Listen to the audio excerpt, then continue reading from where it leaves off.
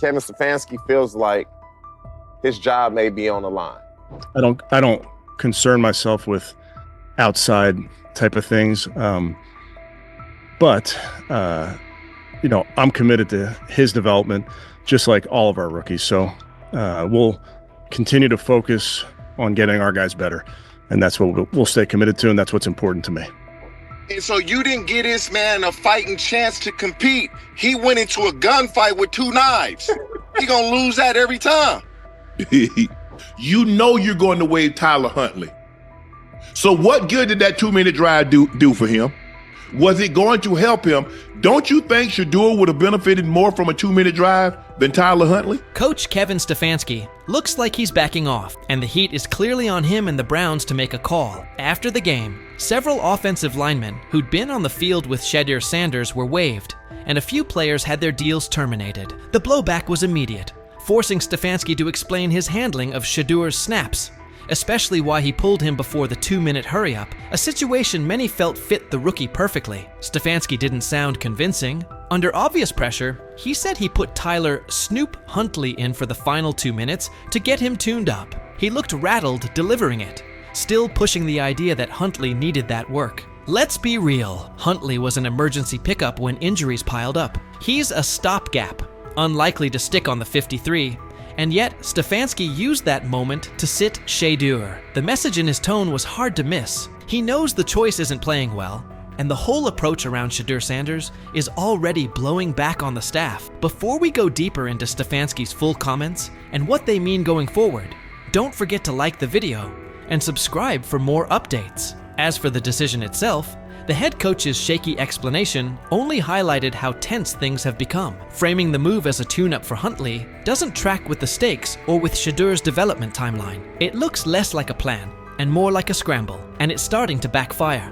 And did you, I'm sure you kind of answered this last night, but why didn't you keep him in for the 2-minute, or why did you decide to take him out?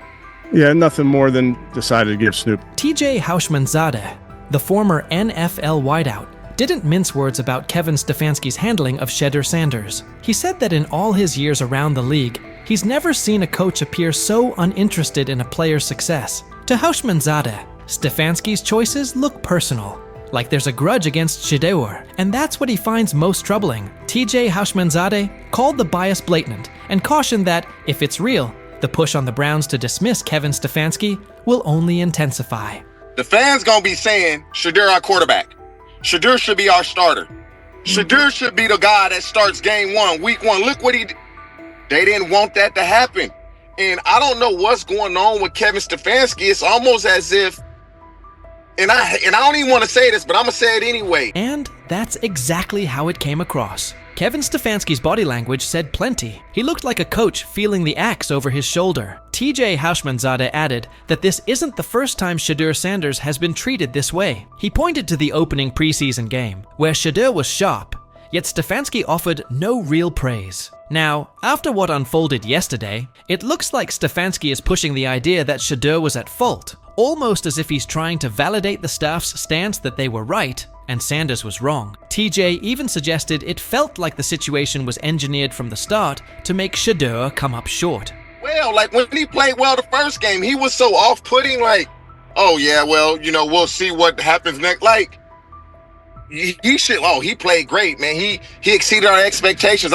He didn't say none of that. And Right. So to me, it's as if they want him to fail so they can justify doing what they want to do. And Houshmandzadeh's red holds up. From the very first preseason outing, Kevin Stefanski's slant felt apparent. Even after Shedeur Sanders put together an impressive, mistake-free showing, Stefanski declined to highlight him, retreating to broad comments about developing all the quarterbacks and skimming past Shedeur's standout work. It didn't come across as genuine buy-in on Shedeur's future in Cleveland. Now the spotlight is squarely on Stefanski, who seemed intent on easing Shedeur towards the margins. Ironically, the coach looks more vulnerable than the rookie. After weeks of rigid messaging and thin criticism, he's suddenly pivoting, saying they'll concentrate on developing Shedeur Sanders. An about-face that screams pressure from the fan base. And it isn't only fans. Reporters and analysts are pressing him as well. Emmanuel Acho weighed in, arguing that by placing Shedeur with an offensive group filled with players unlikely to make the 53, Stefanski engineered a no-win evaluation. Acho's point was straightforward. Even a quarterback with Tom Brady's resume would have struggled in that setup with that caliber of support. In those conditions, any rough patches for Shedeur were predictable, an indictment of the context, not the quarterback. What a COVID year, so he gave everybody an extra year if you wanted it. Understandable. But listen, What the chat say? Who the chat believe he took a shot or no? Let me look in the chat. I ain't even open my phone. Hold on. I'm curious to see what the chat would think. They are saying Hushman Zeta's take still holds. From the first preseason snap, Kevin Stefanski's slant felt obvious. Even after Shedeur Sanders delivered a crisp, mistake-free showing, Stefanski sidestepped any real credit, defaulting to broad talk about developing all the quarterbacks and skating past Shedeur's standout work. It didn't read like genuine buy-in on Sanders' future in Cleveland. Now the spotlight has swung to Stefanski, who looked intent on easing Shedeur to the edges of the plan. Ironically, the coach seems more vulnerable than the rookie. After weeks of rigid messaging and thin critiques, he's suddenly pivoting, saying they'll focus on developing Shedeur Sanders. A shift that screams fan pressure. And it isn't only the fan base. Reporters and analysts are pressing him too. Chad Okosinko weighed in, arguing that by sticking Shedeur with an offensive group filled with fringe or soon-to-be-waived players, Stefanski set up a no-win evaluation. Ochocinco's point was straightforward. Even a quarterback of Tom Brady's caliber would have struggled in that environment with that level of support. In those circumstances, any rough patches for Shedeur were predictable, an indictment of the setup, not the quarterback. Chad Ochocinco warned that the chorus of team-friendly critics would soon start branding Shedeur Sanders a bust, reducing him to fifth-string status, and the real problem would get ignored. Kevin Stefanski put Shedeur in a no-win setup. Despite growing backlash, Ochocinco argued this all looks like a coordinated effort to drag Shedeur down, with more energy spent tearing him apart than acknowledging why he struggled. He was right about the setup, but wrong about the Browns skating by. Fans are loudly calling for Stefanski's job over what they view as clear bias towards Shedeur Sanders, and that pressure is only intensifying. Skip Bayless also weighed in, blasting Cleveland's approach as the worst way to handle a young quarterback. He pointed to a recurring pattern. Shedeur has been consistently mishandled by Stefanski and by the organization, and that this isn't a one-off misstep. In Bayless's view, Sanders hasn't been given a fair runway or the right support, and the way the team has managed him has only piled on the pressure, making it even harder for him to succeed. I'm outraged, I'm sickened, and I'm saddened. By the way, Shedeur continues to be treated in the National Football League now by those sorry-ass Browns and sorry-ass Kevin Stefanski. Given how this has played out with Shedeur Sanders, it's hard to escape the sense he was put behind the 8-ball from the start. When he made his first preseason start, Stephen A. Smith said the Browns were setting Shedeur up to fail, and recent events only strengthen that take. Between the lack of meaningful first-team reps and a string of puzzling play calls, the context never looked built for growth. At this point, the pattern makes his setbacks feel less like natural growing pains and more like the product of an environment that was never set up for him to succeed. But if you're the National Football League, okay, clearly it's not about talent anymore. It's about something else. And I'm going to tell you, I spent a large amount of the last 24 hours thinking about nothing more than I was thinking about collusion. The $50 million robbery of Shedeur Sanders, because that's what I just witnessed. Everywhere we've seen, everything we've seen, everybody that has seen him play said he is the one or two in this draft. I love Cleveland picking this kid. The NFL draft is usually a time of celebration, a moment when dreams come true and talent gets recognized. But in the spring of 2025, that dream took a sharp turn for Shedeur Sanders. Instead of a milestone, it became a nightmare. One that might lead to one of the biggest lawsuits the NFL has faced in years. Shedeur, the Colorado Buffaloes quarterback and son of Hall of Famer Deion Sanders, was once expected to be a top 10 draft pick. But instead, he slid all the way down to the 5th round, pick number 144, by the Cleveland Browns. Now, quiet speculation has grown into loud conversations.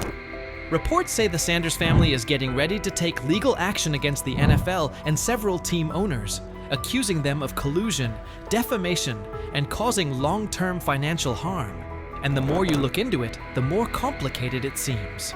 From the outside, Shedeur's sudden drop in the draft doesn't add up. What we're looking at is a convergence of a lot of history falling into one weekend. There's a history of the NFL and their ideas about protecting the shield and what they feel like. There's histories of the Sanders, history of the quarterback, which makes this really complicated and pretty much impossible to find one specific answer about why Sanders fell. He was probably already a fringe first-round pick, so some of the mock drafts were wrong. There's probably some owners out there who wanted to humble him and Sanders, and then there's just the talent that was there. So I'm not, it's okay, I think, to say we don't know what the specific answer is. What I do know, though, and I know it's maybe a little bit of a tangent, but I feel like it's important to say. I want to say this to folks on the internet and folks who are paying attention. This is not the Colin Kaepernick situation. This is important to know. Colin Kaepernick was absolutely blackballed from the league for standing up for folks' rights. This is not what Shedeur Sanders went to. He was embarrassed for 48 hours in the draft, and he ended up going to a Browns team where he still could possibly be a starter on that team because they managed to have half of Wu-Tang Clan's worth of bad quarterbacks, and he can still work his way up to a starter. So this is not the same situation. His career can still end up being okay. Shedeur Sanders led the entire NCAA in completion percentage with an impressive 74.1%, broke several school records, and was right at the center of what many called the most talked about college football storyline in the last 20 years. With months of hype suggesting he wouldn't fall past the early second round, the expectation was clear. But instead, he had to sit through 3 painfully long days. Then came pick number 144, a moment that quickly went viral for all the wrong reasons. The cameras at his private draft party cut away. The champagne never even got opened. The room went completely silent. Deion Sanders didn't hold back afterward. According to those close to him, he was furious, allegedly saying, "This league just blackballed my son." At first, it sounded like a heartbroken father speaking out, but not long after, the leak started. Because how in the hell does 32 teams in the National Football League pass on a quarterback that was universally recognized one of the top 3 quarterbacks in the country entering this draft, and 32 teams passed on him? Not once, not twice, not 3 times, but 4 different times they passed on him. How the hell does that happen? 4 rounds. It doesn't happen to a quarterback. We've never seen anything like this before. We've seen guys drop because of injuries. We've seen guys drop because of off-field issues, but we've never seen a quarterback projected to be a top 20 pick, universally recognized one of the top 3 quarterbacks in the draft, projected to be a first rounder, in all likelihood a safe bet of a late first rounder, and drop literally to the 5th round. We haven't seen anything like that. So a lot of times when you go to these combine meetings, teams give you things to challenge you. Teams will have a player's worst plays ready for him, and they'll show him his worst plays and say, "Hey, why don't you explain them?" And Shedeur apparently didn't take to it well. And at one point, one of the few teams that actually was interested in him said, "Well, what do you make of this really bad play?" And Shedeur said, "Maybe I'm not the guy for you." That's not the answer. Another moment. What they do during the film and the combine and the meetings is teams will install mistakes intentionally planted in the install, and they want you to catch them. Shedeur didn't, and when a coach called him out, once again, it didn't sit well. It's like, bro, there's not many teams needing quarterbacks, especially since Pittsburgh appears to have a deal with Aaron Rodgers and Tennessee's getting Cam Ward. So you're down to the Giants, who were not interested at all, and Cleveland, who traded out of that 2 spot because clearly they were looking for next year's class like the Rams are. Based on internal messages uncovered by a private investigator working with Shedeur Sanders' legal team, messages that haven't been made public yet but are currently being looked into by several independent news outlets, it looks like a few NFL team owners may have raised red flags about the media frenzy and the branding baggage tied to Shedeur.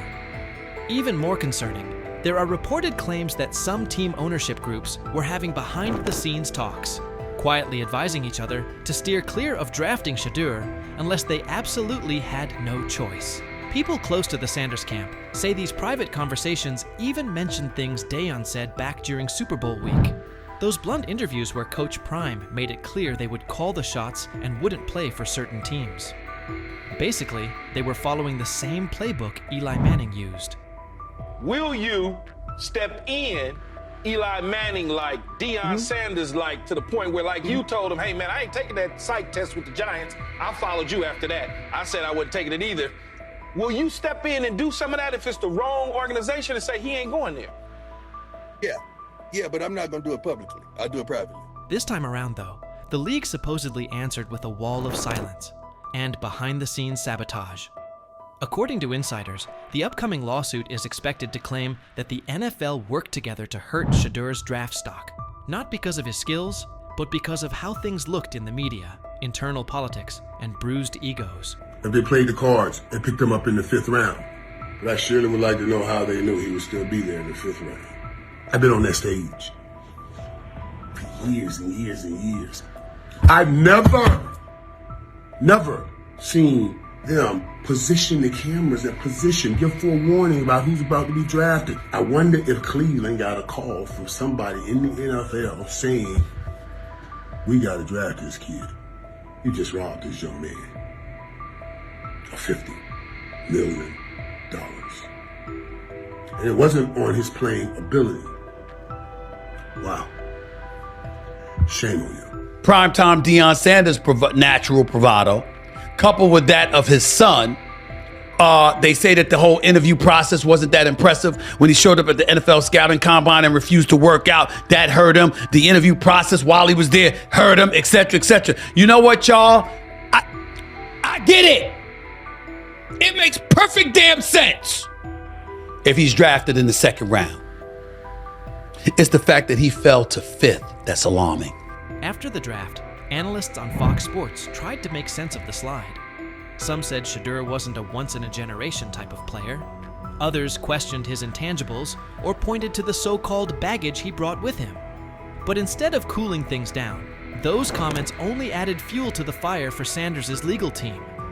They're asking, how does a quarterback with a higher completion percentage than the #1 overall pick fall more than 130 spots? Why did draft experts rate him so highly, yet not one NFL GM publicly pushed back when he slid? From the Sanders camp's point of view, this wasn't just a case of a poor team fit. It looked more like a deliberate effort to send a clear message. Players don't get to control their future. That power belongs to the league. And nothing seemed to capture that message more clearly than Colin Cowherd's widely shared line: "Nobody wants a celebrity backup quarterback." According to sources, that quote is already being looked at closely by attorneys and has shown up in early versions of the legal filing. To them, it's more than just a jab. It's part of the case. Really, really good. Proud of you. All right. Cool. Really, really nice job. You're not fully proud, kinda. I'm kinda proud. Look, for the first time, was a perfect no, but she made plays, she operated. Shedeur he's a very impressive young man. He's poised, he's calm, he's smart. You can tell that he's been raised by, really quite honestly, a Hall of Fame dad. Look, we're gonna get to know him even more. Andrew Berry is back and stunned everyone with a bold call. He bumped Shedeur Sanders ahead of Dylan Gabriel, jumping him from the 3rd spot to the 2nd. Here's the twist. Berry is all in on Shedeur, and it's intentional. He was the one inside the Browns organization who pushed for Shedeur to join the team. We saw the signs in the preseason. Berry clearly wanted Shedeur Sanders to break through and succeed in the NFL. In regards to Shedeur and Deion's not going to interfere. Deion's not going to be calling the coach. Deion's not going to be commenting about Shedeur while he's at Colorado. Lou, I think there's a lot of just fake news out there. All spring, Andrew Berry zeroed in on Shedeur Sanders. His initial plan was to get him in the 1st or 2nd round. When the board didn't break that way, you could see the urgency. By round 5, Berry pushed the issue. He pressed the Haslems to greenlight the pick and bring Shedeur to Cleveland. His pitch covered more than arm talent and processing speed. He emphasized Shedeur's market presence and ability to lift the franchise's profile. That combination sealed it, and the Browns made the move. From there, Shedeur quickly became one of the team's most visible figures, which many around the league expected. Cleveland then moved Kenny Pickett, narrowing the depth chart traffic and giving Shedeur a cleaner runway to compete for meaningful snaps. The message was simple: opportunity is coming, and the path is clear. After a strong preseason debut, Berry sought Shedeur out and delivered direct praise. That wasn't a routine pat on the back, it was a deliberate public endorsement. It signaled how the Browns view him, not just as another quarterback on the roster, but as a priority investment with both on-field upside and off-field impact. The organization's actions, draft capital, roster moves, and visible support line up behind the same idea. They're betting on Shedeur Sanders and intend to give him every chance to grow into a central piece of this team. Really, really good. Proud of you. All right. Cool. Really, really nice job. You're not fully proud, kinda. I'm kinda proud. Look, for your flip side, was it perfect? No, but she made plays, she operated, so it's just stacking. I love when you tell the facts, dude. No, but it's okay. It's okay. Listen, you did a nice job. Andrew Berry's bet on Shedeur Sanders is aging well, and the media is starting to echo that view. Mary Kay Cabot recently argued that Shedeur is the primary reason the Cleveland Browns remain in the conversation after a rough year. In her view, amid team-wide struggles, it's Sanders' presence, his profile, buzz, and flashes that kept Cleveland from slipping out of the spotlight entirely. Without him, she suggests, the Browns likely drift off the national radar. That ripple effect validates Berry's aggressive stance. The move wasn't just about a depth chart, it was about relevance and upside. Cabot also underscored that Shedeur isn't merely a headline, he's a quarterback with real runway to grow. His tools and poise are too substantial for Cleveland to park on the sidelines, and she pushed for a genuine opportunity to see what he can be with proper support. The calculus is straightforward. If he meets expectations, the Browns have a young centerpiece. If he doesn't, the organization can still reassess and pivot. Either way, the signal is clear. Berry's conviction in Shedeur Sanders has positioned Cleveland to capture attention now, while exploring a ceiling that could reshape the team's future. It was too much value to pass up there, a developmental quarterback that they could take a look at and just kind of see what they had. Right now, his upside clearly outweighs the downside. It's a bet the team can't ignore. After Shedeur Sanders' tough preseason outing, when critics jumped in, Andrew Berry didn't let it drift. Instead of excuses, he acted. He pulled the entire offensive line that had been on the field with Shedeur. That decision shook the building and made the front office's stance obvious. Protect the quarterback, give him a fair evaluation, and set him up to succeed. It signaled full investment in his development. Berry's move wasn't just a swap of personnel, it set a standard. He pushed for accountability, demanded changes, and focused on building a setting where Shedeur can grow instead of being put in losing spots. It's one of the strongest steps in reshaping the Browns roster and shows real trust in Shedeur's trajectory. There's also a bigger plan here. These choices aren't only about one game. They're tied to the long-term quarterback picture. With Dylan Gabriel's physical limitations and Kenny Pickett gone,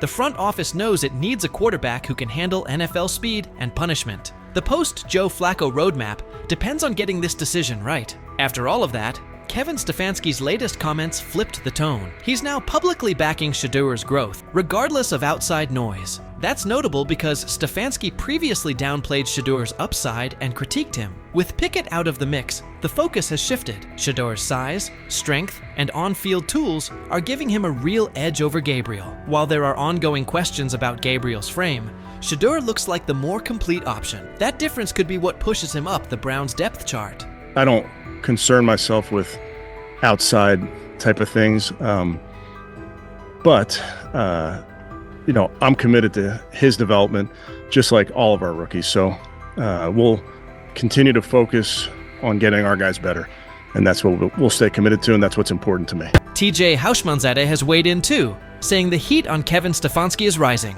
and a lot of it stems from Andrew Berry's aggressive choices. Houshmandzadeh pointed out that the microscope on Cleveland's quarterback plan is getting sharper, leaving Stefanski with little room for error. His warning was direct. If Stefanski keeps capping Shedeur Sanders' role or downplaying his importance, it could put his job at risk. With the front office and fan base tracking every move and Berry firmly behind Shedeur, any attempt to slow him down could push Stefanski onto the hot seat. Bottom line, Berry's steadfast backing of Shedeur Sanders now defines the Browns' quarterback landscape, and the ripple effects are everywhere. From the early draft push to the decisive preseason calls, Berry has made it clear he intends to give Shedeur a real runway. That stance hasn't just shifted the depth chart, it's also forced key figures, Stefanski included, to recalibrate their approach. What used to be a conversation full of doubts about Shedeur's ceiling has turned into a high-stakes pivot point, with Barry's conviction driving the agenda. As the pressure builds, Stefanski stands at a decision point.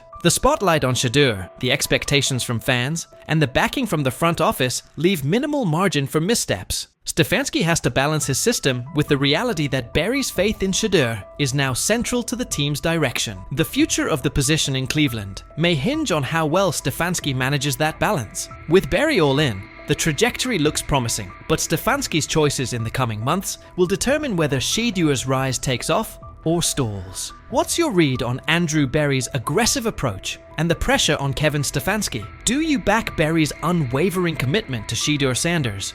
Or is it too much risk for a young quarterback? And how do you feel about Stefanski's shift in tone, given his earlier skepticism? Share your take below. Does this pressure cooker sharpen the Browns, or set them up to stumble?